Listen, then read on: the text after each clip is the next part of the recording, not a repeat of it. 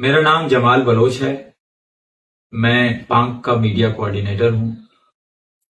پانک Baloch national movement کا ایک ادارہ ہے جو بلوچستان میں ہونے والی انسانی حقوق کی خلاف ورزیاں ہیں ان کو ڈاکیومنٹ کرتا ہے اور ان کو ہائی لائٹ کرتا ہے.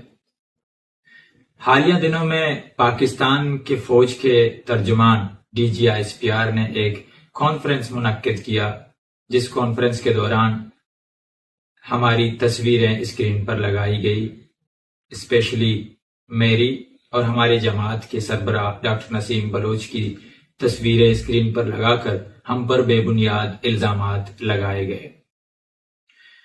ہم پر الزامات عثمان قاضی کے کیس کے حوالے سے تھی جو ایک انفورسڈ ڈس اپیرنسز کا کیس تھا جس کو ہم نے رپورٹ کیا تھا پانک کے ویب سائٹ میں اور پانک کے سوشل میڈیا چینلز پر.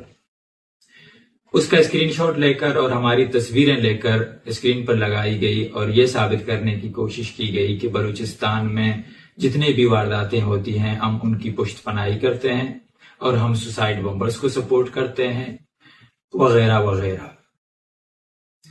سب سے پہلے ہمیں یہ جاننے کی ضرورت ہے کہ ہم انفورسڈ ڈس اپیرنس کسے کہتے ہیں یا پھر فورسبلی ڈس اپیئرڈ پرسن کسے کہتے ہیں. عثمان قاضی کا جو کیس تھا وہ واضح طور پر ایک انفورسڈ ڈس اپیرنس کا کیس تھا. آپ پاکستان کا آئین اٹھا کر دیکھ لیں، آپ انٹرنیشنل قانون اٹھا کر دیکھ لیں، آپ اقوام متحدہ کا چارٹر اٹھا کر دیکھ لیں، تمام یہی کہتے ہیں کہ کسی بھی سرکمسٹنسز کی بنیاد پر کسی کو جبری طور پر لاپتہ کرنا ناقابل قبول ہے. اور جس شخص کو حراست میں لیا جاتا ہے اسے 24 گھنٹوں کے اندر کورٹوں میں پیش کیا جانا چاہیے.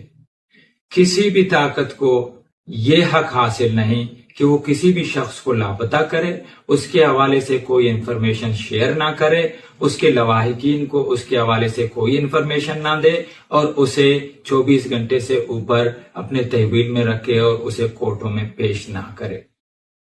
عثمان قاضی کو 11 اگست 2025 میں لاپتہ کیا گیا تھا اور 18 اگست کو ان کی ایک ویڈیو سامنے آئی جو ہمارے انویسٹیگیشن کے مطابق ایک زبردستی کی بنیاد پر لی گئی ایک اسٹیٹمنٹ تھی جس میں وہ خود کو BLA کے ساتھ ایفیلیٹ کر رہے تھے جو دوران حراست زبردستی پاکستانی فورسز کی جانب سے لی گئی تھی.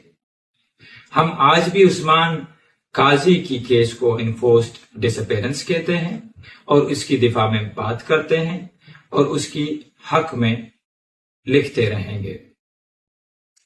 عثمان قاضی کو کورٹ میں پیش نہیں کیا گیا اس سے پہلے کہ ان سے زبردستی ویڈیو لی جائے جو پاکستانی آئین کے مطابق ناقابل قبول ہے اور انٹرنیشنل قوانین کے مطابق بھی.